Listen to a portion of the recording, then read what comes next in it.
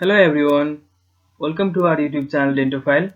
So in this video, we shall be learning about thumb sucking habit, which is one of the most common oral habit seen in children. So thumb sucking habit, as we all know what thumb sucking habit is, so I don't think it needs any definition. So Galen in 1978 has defined thumb sucking habit as a placement of thumb or one or more fingers in varying depth in the oral cavity. So the thumb sucking habit is considered common in children below 3 years of age. The child usually practices the habit in order to meet their both psychological as well as nutritional requirements. The psychological requirement in this habit, it may represent some deep-rooted emotional factor that may be the sense of neglect or loneliness experienced by the child, and the nutritional requirement, it may represent the inadequate breastfeeding. So if the child does not receive an adequate breastfeeding, it may drive the child to practice the thumb sucking habit in order to compensate the nutritional needs. So the habit is spontaneous after birth, and most of the children discontinue their habit by 3 to 4 years of age. So that means as the child matures, the habit itself disappears. However, if the habit continues beyond the preschool period, there are several chances that it may lead to some deleterious effects on the dentofacial structures of the child, which may include change in growth pattern of the jaw and misalignment of teeth. So now let's begin the classification of thumb sucking habit. The thumb sucking habit has been classified in different ways. Subtly in 1973 has classified the thumb sucking habit into mainly four groups. So in the first group, the thumb is inserted beyond the first joint, pressing against the paddle mucosa and alveolar tissue. The lower incisors place aggressor thumb. So in this group of individuals, the thumb is at contact at three different points in the oral cavity. One is at the paddle mucosa, another at the alveolar tissue, and the next at the lower incisors. So now moving on to the second group of thumb suckers. The thumb extends up to the first joint or just anterior to it. There is no any parallel contact. The contact is present only at the anterior tooth. So now in third group of individuals, the thumb is placed fully into the oral cavity. So this group of individuals, they are similar to that of first group, except here the thumb does not contact the lower incisors. So it means the thumb will be at contact only at the two regions, that is at the alveolar tissue and paddle mucosa. So now the fourth group, the little portion of thumb injures into the mouth, and here the lower incisors contact thumb only at the nails. So now the next classification of thumb sucking habit is given by Cook in the year 1958. He classified the thumb sucking habit into mainly three groups: alpha group, beta group, and gamma group.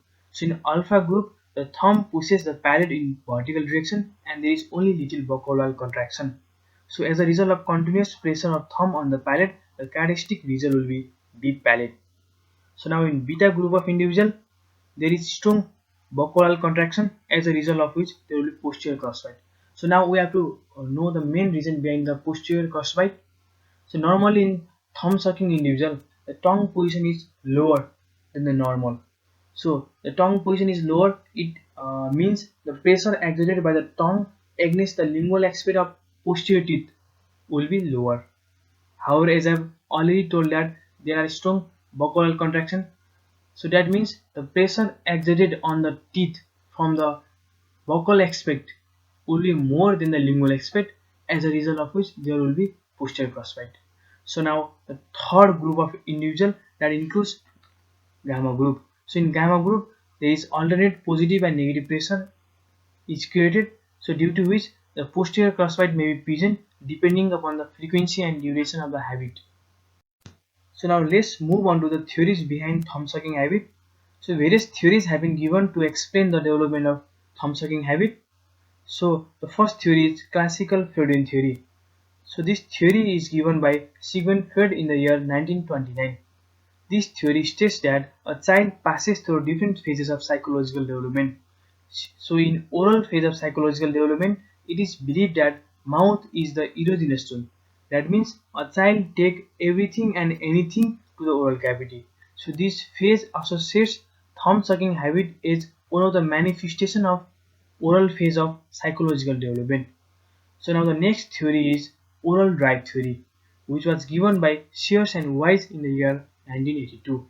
So this theory states that the prolonged nursing strengthens oral drive and the child begins thumb sucking. So this theory considers the prolonged nursing habit responsible for the thumb sucking habit in children. So now the next theory is Benjamin's theory, which is given by Benjamin in the year 1962. So according to this theory, the thumb sucking arises from a common reflex, that is rooting reflex, that is common to all the mammalian infants during the first 3 months of life. So now normally the rooting reflex, it refers to the movement of infant's head and tongue towards the stimulus touching his cheek. So if the reflex persists later in life, it may lead to an abnormal habit. So now the next theory is learning theory, which is given by Davidson in the year 1967. So this theory states that the thumb sucking habit, it results from an adaptive response and is acquired by the child as a process of learning.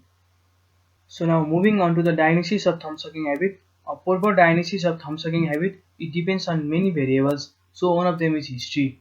So the information on whether the child has a history of thumb sucking or not is obtained from the parents. Once a positive history is determined, the intensity, duration and frequency of the habit is also determined. So the next is emotional status. So it is essential to determine if the habit is meaningful or empty. Meaningful habits are generally associated with deep-rooted emotional problems. So if the habit is meaningful, it requires an insight into the emotional security and family well-being. So the treatment plans are needed to make the children more emotionally secure. So now moving on to the extra oral examination of thumb sucking habit. The first one is digit. So in thumb sucking individuals, the digit appears red, wrinkled. There will be callus formation on the superficial aspect of the thumb. Sometimes it may be associated with blister formations and ulcerations. So the upper lip will be short and hypotonic, whereas the lower lip will be hypertonic. And other features, it may include the increased incidence of middle ear infections and enlarged tonsils. So now moving on to the intraoral examination of thumb sucking habit. So on maxilla, it causes the proclination of maxillary incisors, increase in arch length of the maxilla, increase in clinical crown length of maxillary incisors, atypical root resorption of primary central incisors, increase in trauma to the maxillary incisors. So usually when a child practices a thumb sucking habit, it is usually positioned at an angle so that it presses the parietal mucosa, lingual aspect of maxillary incisors and lingual aspect of mandibular incisors. So as a result, the thumb sucking habit, it causes the displacement of upper incisors and resulting in maxillary incisor proclination. So on mandible, it causes the retroclination of mandibular incisors and retrusion of mandible. On interarch relationship, it causes increase in overjet, decrease in overbite, anterior open bite and posterior crossbite. So the reason behind anterior open bite is that the thumb sucking habit, it interrupts in the normal eruption of permanent incisors and causes excessive eruption of posterior tooth. So as a result, there will be anterior open bite. So due to anterior open bite, there will be decrease in overbite. As I have already told the reason behind the posterior crossbite. So normally the tooth is positioned in a lower position in thumb sucking habit. So due to which the pressure exerted by the tongue against the lingual aspect of upper posterior teeth will be lower, and at the same time there will be strong buccal wall contraction due to which the cheek exerts more pressure on the buccal aspect of the teeth. So as a result, the tooth will be displaced lingually and there will be posterior crossbite. So guys, we are at the end of our video. If you like this video and want more videos like this, then don't forget to subscribe our channel Dentophile. Thank you.